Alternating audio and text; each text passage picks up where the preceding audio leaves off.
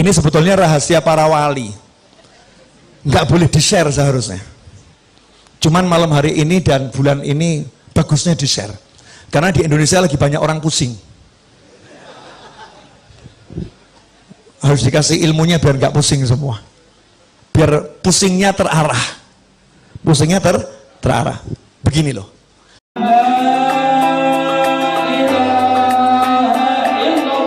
Cinta nggak pernah ditolak sama Nabi Muhammad SAW. Cintanya nggak pernah dinafikan, nggak pernah diabaikan, nggak pernah diignore, diterima.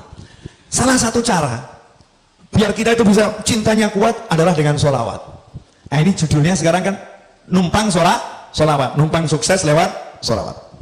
Singkat, pendek, 3 menit selesai. Tapi nanti pulang langsung praktek. Yang pengen beli mobil, kabul. Pengen beli rumah, kabul. Yang mau melamar anak Pak Kapolsek, kabul. Yang mau melamar anak presiden, kabul. Ngelamar atau ngelamar, kabul. Perkara ditolak, wallahu alam. Ngelamar ya. Terus udah berani ngelamar gitu kan, kabul.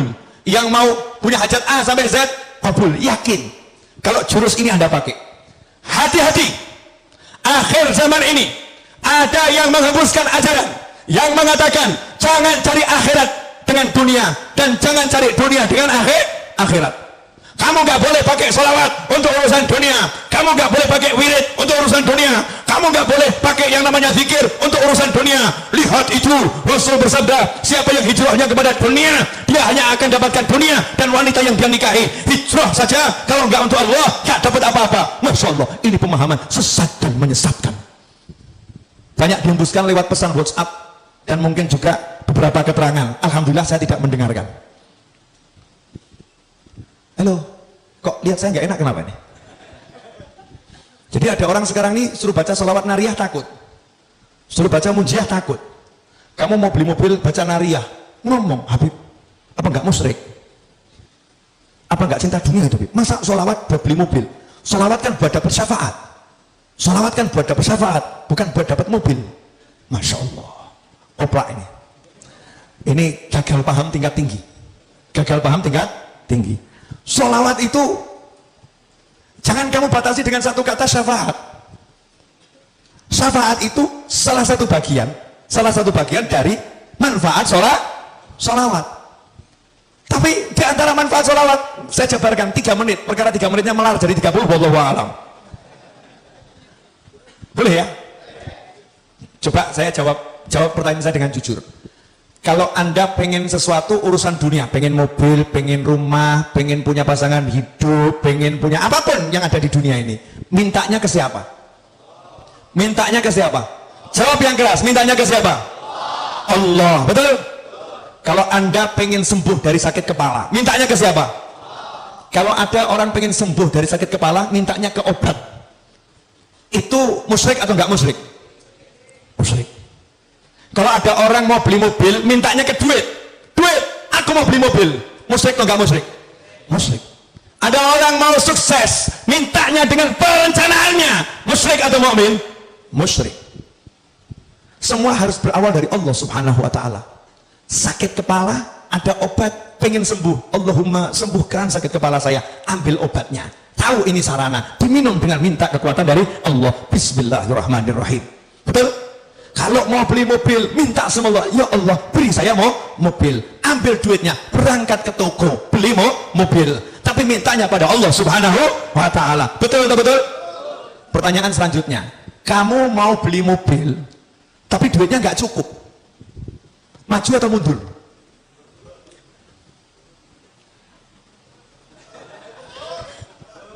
Saya mau tes Anda ini mukmin atau musyrik dulu. Kalau kamu mau beli mobil tapi duitmu nggak cukup, kurang 200 juta, nggak nanggung ya. Lah punyanya berapa? 10.000. Punya 10.000, mau beli mobil harga 200 juta, 10.000. Kurang 200 juta, maju atau mundur? Mintanya ke siapa? Mintanya ke? Harus minta sama Allah kok mundur? Justru karena kamu nggak punya, kamu minta sama Allah. Bilang sama Allah, ya Allah, ini uang 10.000 ya Allah. 10.000 ini nggak bisa dibuat beli apa-apa. Kalau nggak kamu izinkan beli apa-apa.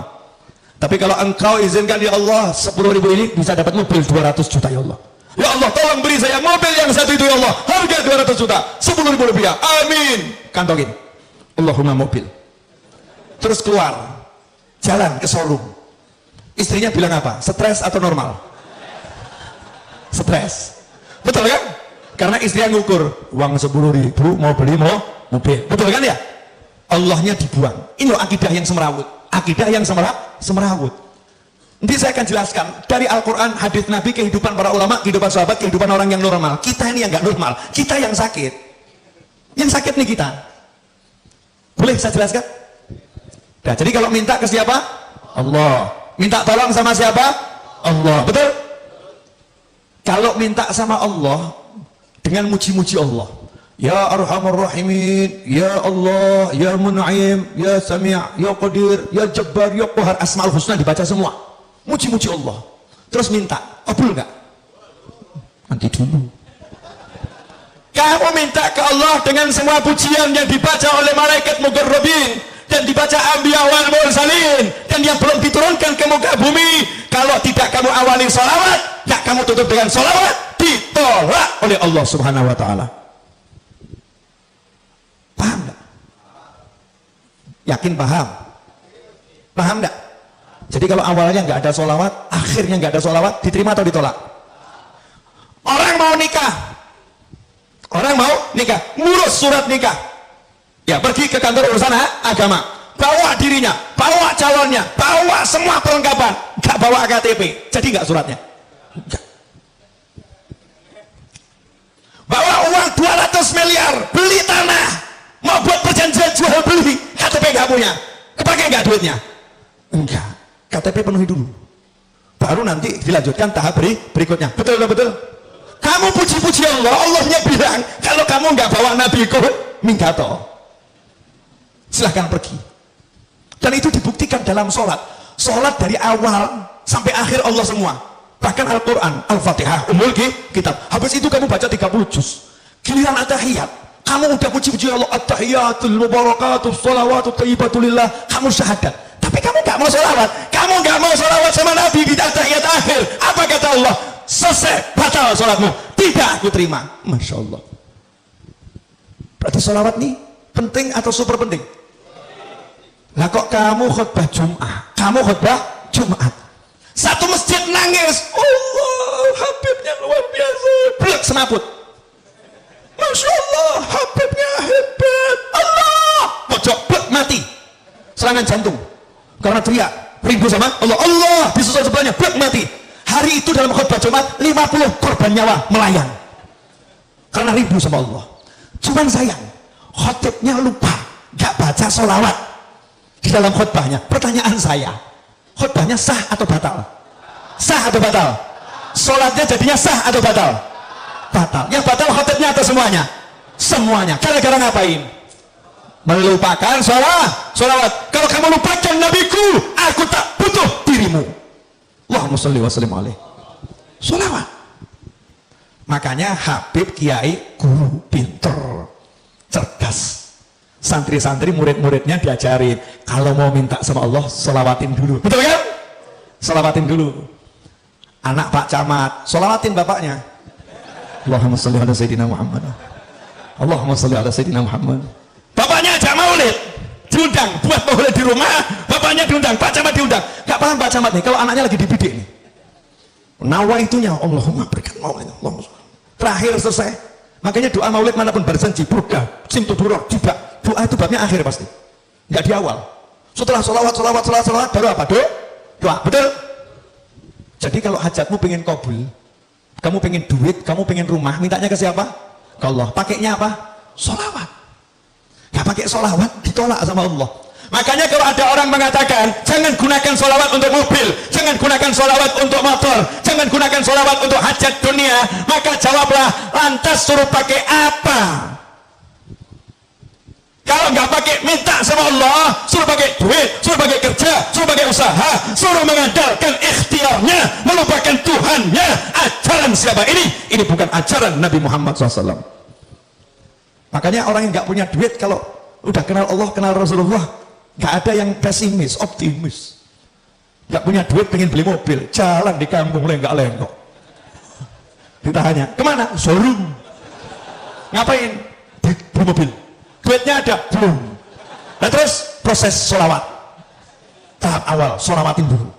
Di sholawatin. Itu anggap orang stres. Ini yang normal ini. Yang anggap stres itu yang stres. Bener, apa? Nanti akan saya jelaskan. Serius. Yang kedua, dalil tidak terbantahkan. Dan ini yang punya Habib dan Kiai serta murid-murid dan kawannya. Yang lain nggak punya. Cari, cek itu. Cari di Google nanti. Kalau nggak percaya, search di Google kalimatnya pakai bahasa Arab. Ya. Satu-satunya amal yang tidak ditolak sama Allah hanyalah sholawat. Yang lain nanti dulu cek, recek, tolak, terima, tolak, terima. Kalau sholawat langsung diterima. Meskipun kamu riak, meskipun kamu ujub, tetap diterima. Itu yang namanya sholawat. Habib, yai, masa bisa sholawat mengalahkan sholat? Nah ini pemikiran gak beres ini. Jadi kalau sholawat bisa mengalahkan sholat, seakan-akan ini sholawat sesuatu yang salah. Kalau sholat itu ibadah, sholat itu ibadah. Kalau ada ibadah yang pahalanya memang secara khusus bisa lebih besar dari ibadah yang lain kan luar biasa. Dan yang namanya sholat itu bagiannya adalah sholawat. Paham? Jadi kalau nggak ada sholawat tidak ada sholat. Ini harus dipahami. Sabar, pelan-pelan, step by step, biar nggak gagal paham ya. Ayatnya, innallaha wa malaikatahu yusalluna 'alan nabi ya ayyuhalladzina amanu sallu 'alaihi wa sallimu taslima. Allahumma shalli wa sallim wa barik alaihi. Setiap mau mulai maulid dibaca enggak ini? Dibaca kan? Ayat ini dibaca. Coba diterjemahkan. Inna, sesungguhnya, innallaha, Allah bersalawat kepada Nabi, wa malaikatahu, dan malaikat-malaikat Allah bersalawat kepada Nabi. Hai orang-orang yang beriman. Siapa yang manggil? Allah. Allah manggil siapa?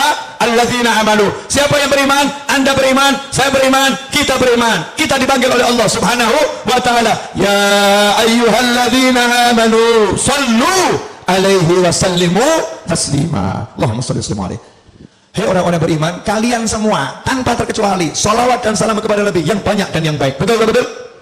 Ayat ini turun kepada sahabat. Sahabat orang yang paling paham bahasa Arab. Sahabat orang yang paling paham bahasa Arab. Makanya jangan belajar Al-Quran dari terjemahan. Gak pernah sampai nanti. Belajar Al-Quran dari ulama. Gak bisa dari terjemahan. Subhanallah. Nanya sama Nabi sahabat. Amma salam qad arafna. Kalau salam kami udah tahu ya Rasulullah caranya. Assalamualaikum. Tahu salam. Wa kaifa nusalli alaik. Tapi kalau salam kaifa. Mas sholah sama kaifa sholah itu beda. Kalau mas sholah, apa itu sholawat? Bentuknya apa? Bentuk. Tapi kalau kaifa itu bagaimana caranya bersolawat. Paham? Sahabat tidak pernah mempertanyakan bacaan sholawat. Yang ditanyakan sahabat caranya bersolawat. Antara cara sama bacaan itu dua hal yang jauh berbeda. Sahabat nanya kaifa nusalli alaik. Jawaban Nabi apa? Qulu, caranya kamu cukup mengucapkan Allahumma sholli ala sayyidina Muhammadin wa ala ali sayyidina Muhammad. Allahumma sholli wa sallim alaihi. Bukan bentuknya. Kalau bentuknya macam-macam. Ada sholawat Ibrahimiyah, ya. Ada sholawat yang untuk keluarga Rasulullah. Ada sholawatnya sahabat, ya. Ada sholawatnya tabi'in. Ada sholawat Nabi yang diajarkan ulama di dalam mimpi. Macam-macam. Ada sholawat yang dikarang oleh para ulama. Bentuknya bebas. Caranya ini yang benar. Apa caranya? Ucapkanlah Allahumma sholli. Ya Allah, tolong kamu bersolawat. Solawat itu artinya doa. Makanya ketika sahabat diperintahkan bersolawat dalam Al-Quran, sahabat bingung. Doakan Nabi. Ucapkan salam untuk Nabi, doakan Nabi. Maka sahabat nanya sama Nabi, cara doakan Nabi gimana? Karena Nabi udah dapat semuanya. Gimana mendoakan? Maka sama Nabi diajarin. Kamu bilang saja sama Allah, ya Allah, tolong kamu yang doakan Nabi. Allahumma sholli. Ya Allah, tolong kamu yang bersolawat sama Nabi. Ya Allah, tolong kamu yang bersolawat kepada keluarga Nabi Muhammad SAW. Nah sekarang dicek dulu, cek pemahamannya udah nyampe belum? Yang perintah siapa? Yang dapat perintah siapa? Mukmin, betul. Allah merintah kita untuk ngapa? Solawat. Solawat kepada siapa? Kepada Nabi Muhammad SAW. Nabi ngajarin kita bagaimana? Minta saja sama Allah. Allahumma sholli. Ya Allah, tolong kamu solawat sama Nabi, betul? Ya Allah, tolong kamu solawat sama sama Nabi. Maka Allah jawab, innallaha wa malaikatahu yusholluna 'alan nabi. Allah dan malaikat udah terus-terusan selalu sholawat sama Nabi. Kalian yang sholawat sama Nabi. Kita jawab lagi, ya Allah kamu saja yang sholawat sama Nabi. Allahumma sholli ala sayyidina Muhammad. Ya Allah tolong kamu saja yang sholawat sama Nabi. Allah jawab, innallaha wa malaikatahu yusholluna 'alan nabi. Ya ayyuhalladzina amanu shollu 'alaihi wa sallimu taslima. Kita diajari Nabi, kembalikan ke Allah, kembalikan ke Allah. Ya Allah, tolong kamu saja yang sholawat ke Nabi. Allah bilang, aku udah sholawat sama Nabi dan terus sholawat sama Nabi. Malaikatku sholawat sama Nabi terus. Giliran kalian sholawat sama Nabi. Kita jawab, Allahumma, ya Allah tolong kamu yang sholawat sama Nabi. Pertanyaan saya, sejak kapan kamu pernah bersolawat? Pernah enggak kita bersolawat? Enggak pernah. Yang ada itu kita meminta agar Allah bersolawat kepada Nabi. Pertanyaan saya, nah kalau kita minta sama Allah untuk solawat, terus yang solawat siapa? Allah. Yang solawat Allah. Akankah Allah menolak Allah? Akankah Allah menolak Allah? Tentu tidak. Itu yang pertama. Yang kedua, kita minta kepada Allah untuk kita atau untuk Nabi? Allahumma sholli ala sayyidina Muhammad. Ya Allah, tolong kamu bersolawat pada Nabi Muhammad. Berarti kita minta kepada Allah untuk siapa?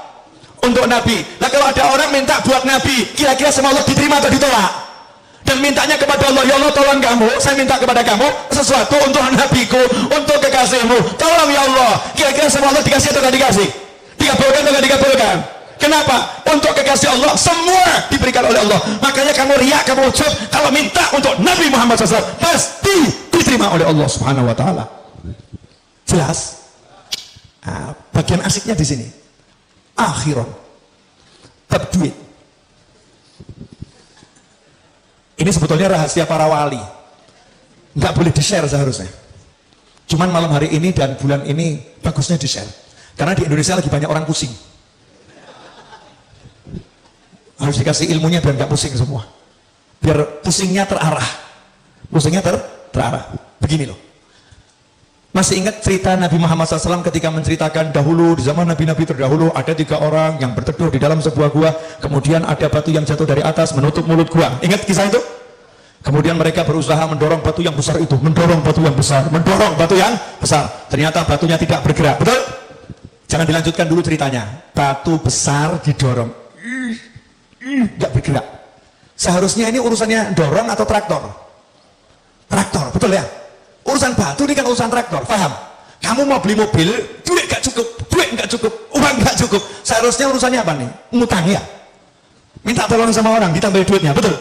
Tapi ngutang siapa yang mau ngasih? Nggak ada yang mau ngasih. Ini tolong gak bisa, siapa yang mau nolong? Terkunci di dalam, gak bisa. Maka minta tolong kepada Allah Subhanahu Wa Ta'ala. Nabi mengajarkan mereka 3 orang yang minta tolong ini masing-masing berkata, ya Allah saya pernah punya amal yang begini. Kalau amal itu kamu terima ya Allah, tolong geser batu ini, betul? Maka bergeser batu sedikit. Yang kedua ngomong yang sama, bergeser batu sedikit. Yang ketiga ngomong yang sama, bergeser batu sedikit. Akhirnya cukup untuk lewat 1 orang, 1 demi 1 keluar. Artinya batu yang menutup tergeser, hajat terkabul, karena ketiga-tiganya bertawassul dengan amal yang diterima oleh Allah Subhanahu Wa Ta'ala. Itu untuk nabi-nabi terdahulu. Untuk kamu, Rasulmu udah ajarin. Jangan yang nabi terdahulu.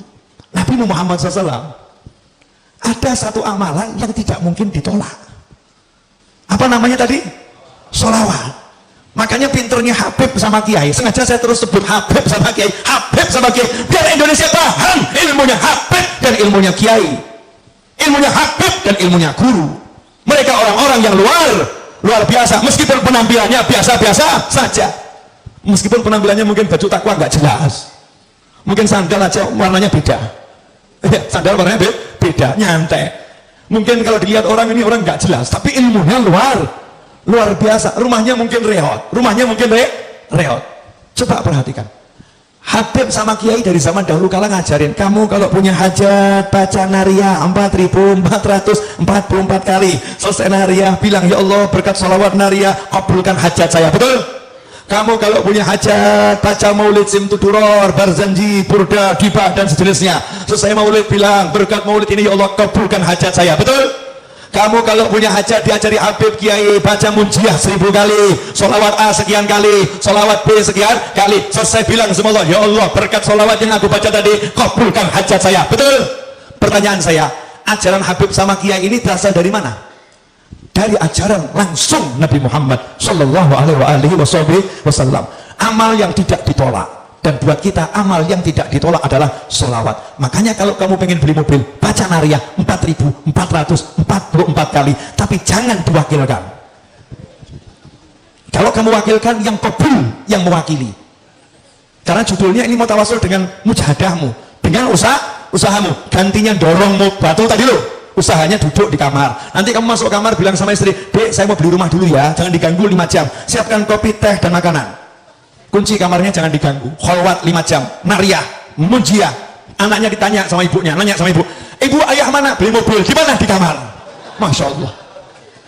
Keluar dari kamar ya, ayahnya ada tamu, terus anaknya cerita, "Ayah tadi beli mobil." "Oh iya benar, di mana?" "Di kamar." Masya Allah. Tamunya nanya, "Iya betul." "Iya." "Gimana caranya?" "Nariyah 4.444 kali." Hasilnya sebentar lagi saya harus keluar dulu. Baru dia keluar, jalan ke pasar, jalan cari obyekan, jalan dia bergerak. Nanti itu sholawatnya akan bekerja. Kalau Nabi yang terdahulu saja umatnya di dalam gua nggak ngapa-ngapain, diem saja, gerak sendiri. Lah kamu udah pakai sholawat, masih pakai kerja, nggak kabul ya nggak mungkin. Mana imanmu, mana yakinmu, mana percayamu? Jangan percaya dengan fata morgana. Pekerjaan itu fata morgana, perencanaan itu fata morgana. Ajaran nabimu itu nyata, saudara-saudara. Allahumma sholli alaihi. Jelas.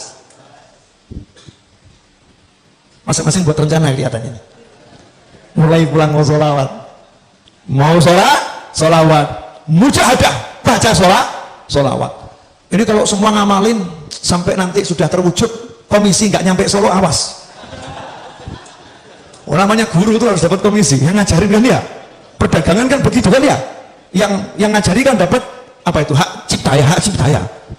Royalti. Nah, royalti nggak usah banyak-banyak, dah 10%. Royalti 10%. Ikhwani rahimakumullah. Jelas yang saya sampaikan? Jelas? Sekarang hidup ringan atau berat? Ringan ya? Gak usah repot, kita punya Nabi Muhammad Sallallahu Alaihi Wasallam. Ada yang masih ngeyel, mungkin nonton orangnya. Sebentar. Masih belum puas? Oke, satu lagi. Yang di rumah tuh masih belum puas dalilnya. Wa may yattaqillaha yaj'al lahu makhrajan wa yarzuqhu min haitsu la yahtasib. Siapa takwa kepada Allah, Allah akan selalu memberikan solusi untuk masalahnya, apapun itu masalahnya. Wa yarzuqhu min haitsu la yahtasib, dan Allah akan selalu memberinya surprise, rezekinya surprise, rezekinya kejutan, tidak bisa dipikir dari mana datangnya, tahu muncul. Itu namanya min haitsu la yahtasib, bahasa kerennya surprise. Itu kerennya. Rezekinya surprise. Ayatnya itu, lihat asbabun nuzulnya. Asbabun nuzulnya tentang suami istri yang anaknya tertawan oleh musuh. Terus suami istri ini menghadap Nabi Muhammad SAW. Terus ngomong sama Nabi, "Anak saya ditawan musuh." Apakah Nabi kirim pasukan untuk membebaskannya? Apakah Nabi mengatakan, "Satu sahabatku nyawanya seperti nyawa seluruh umatku, maka akan kukerahkan seluruh pasukan untuk bebaskan anakmu"? Apakah seperti itu?